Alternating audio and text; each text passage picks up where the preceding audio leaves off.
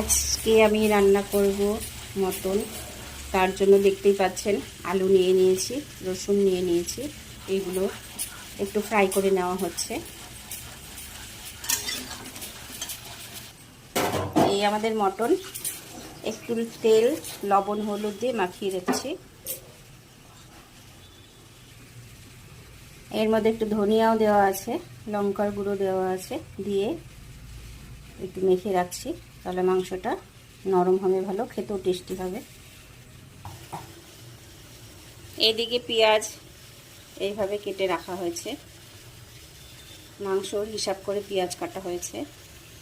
আর রাখা হয়েছে শুকনো লঙ্কা, একটু জিরা, একটু গরম মশলা। গরম মশলার মধ্যে আছে এলাচ, একটু লবঙ্গ, কিছু গোলমরিচ, দারচিনি, আর সঙ্গে রাখা হয়েছে একটা বড় এলাচ, যেটা হাফ করে নিয়েছি, তেজপাতা,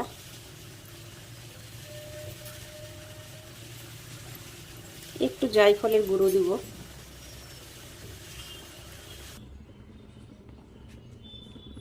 তেল গরম হয়ে গেছে, এখন এর মধ্যে দিয়ে দেবো শুকনো লঙ্কা,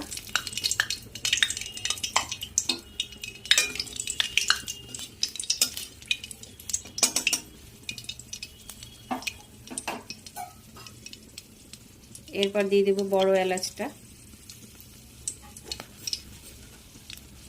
এরপরে জিরা, গোলমরিচ, গরম মশলা এগুলো সব একসাথে দিয়ে দেবো।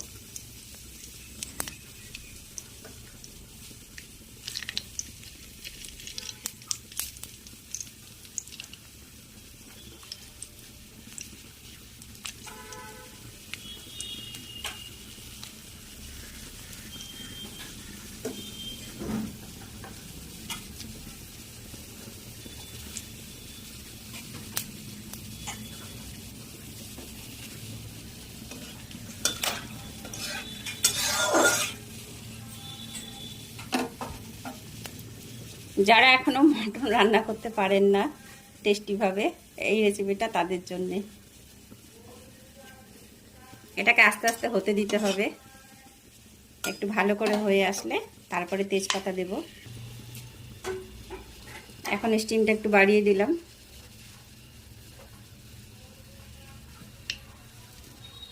এরপর দিয়ে দেবো জায়ফল, তেজপাতাগুলো দিয়ে দেবো।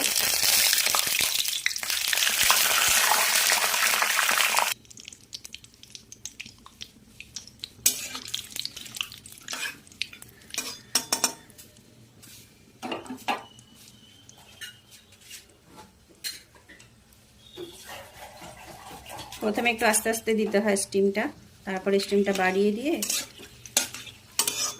এখন পেঁয়াজগুলো দিয়ে দেব। যে পেঁয়াজগুলো কেটে রাখা হয়েছে এখন এইগুলো দিয়ে দেব।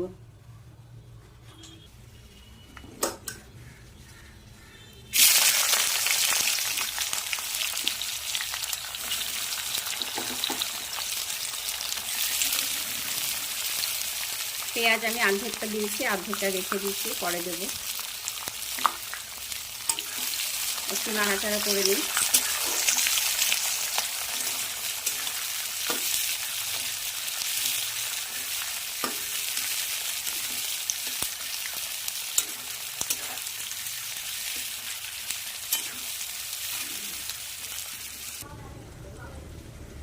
টমেটো রাখা হয়েছে, এই যে পেঁয়াজ রেখে দিয়েছি অল্প কিছু।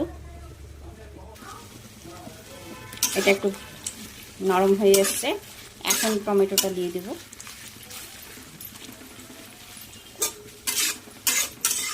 পেঁয়াজ বেশি ভাজতে নেই, তাহলে স্বাদ কমে যায়। তো পেঁয়াজটা একটু নরম নরম হয়ে গেলে এর মধ্যে এখন টমেটোটা দিয়ে দেব।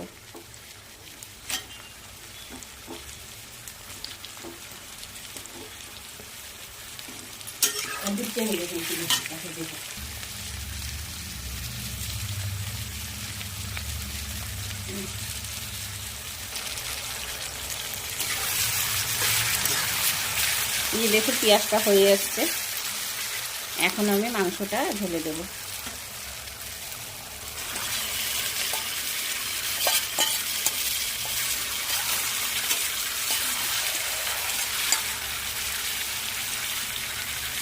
যে পেঁয়াজগুলো এই পেঁয়াজগুলো এখন দিয়ে দেবো।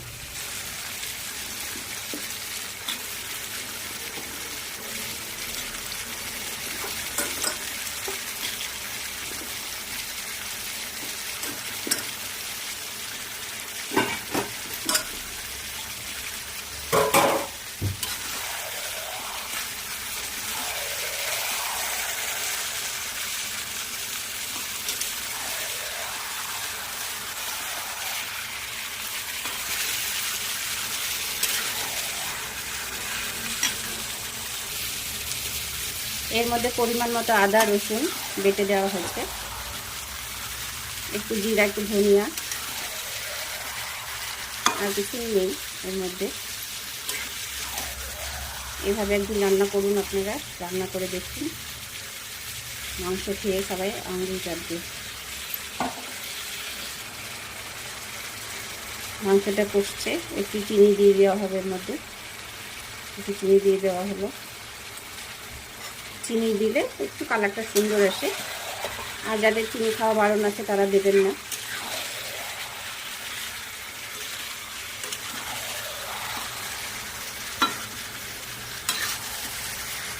একটু নাড়াচাড়া করে এবার ঢেকে দিব।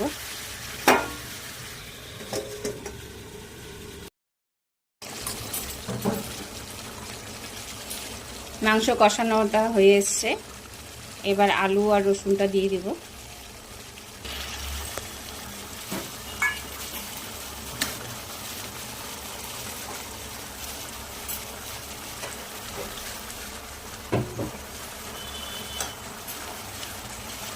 আলু রসুনটা দিয়ে এবার নাড়াচাড়া করে নেব।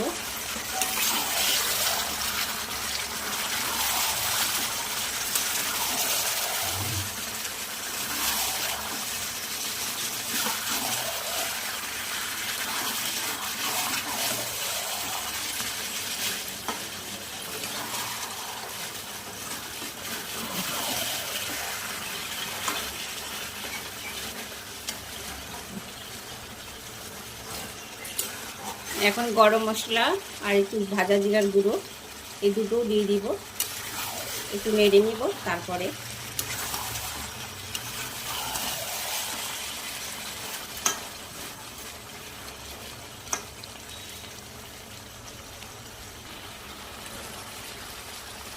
ভাজা জিরার গুঁড়োটা দিয়ে দিচ্ছি উপর দিয়ে।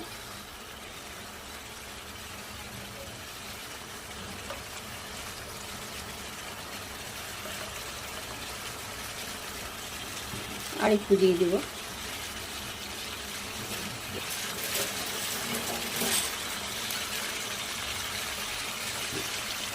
একটু গরম মশলার গুঁড়ো দিয়ে দেব।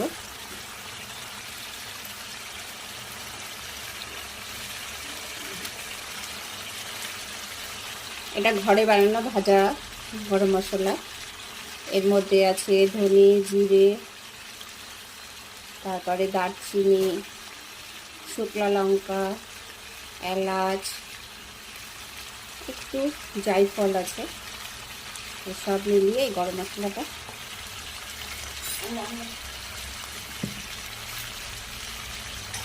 এখন নাড়াচাড়া করে নেব।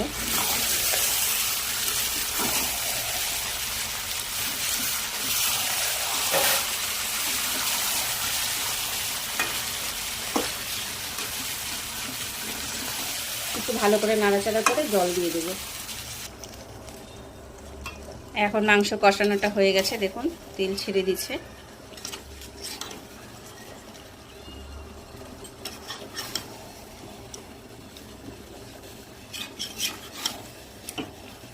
তেল ছেড়ে দিচ্ছে, এখন জল দিয়ে দেব। মাংসটা একদম কমপ্লিট হয়ে গেছে কষানো।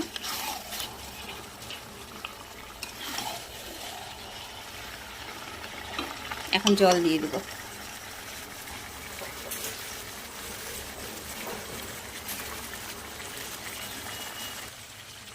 এবার জল দিয়ে দেওয়া হচ্ছে, একটু গরম জল দেওয়া হলো।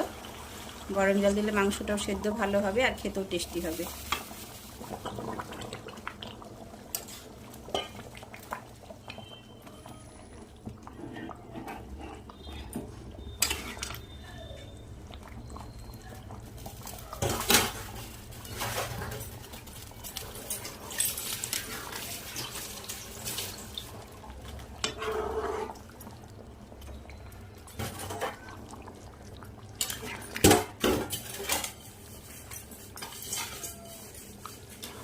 এটা এখন একটু নাড়াচাড়া করে ঢেকে দেবো। 10 মিনিট পর নামিয়ে নিলে হয়ে গেল।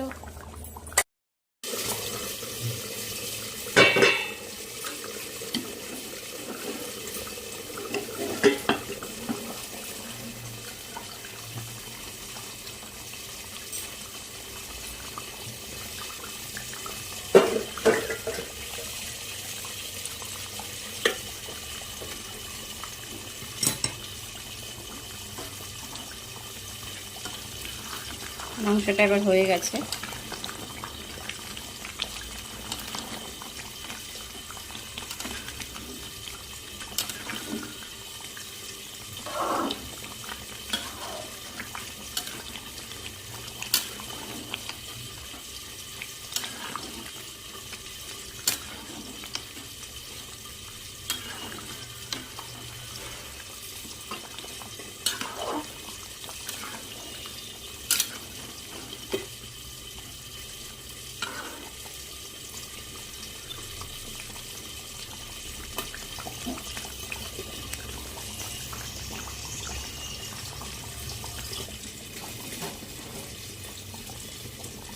এবার নামিয়ে নেব। দেখুন মাংসটা খুব ভালো সেদ্ধ হয়েছে।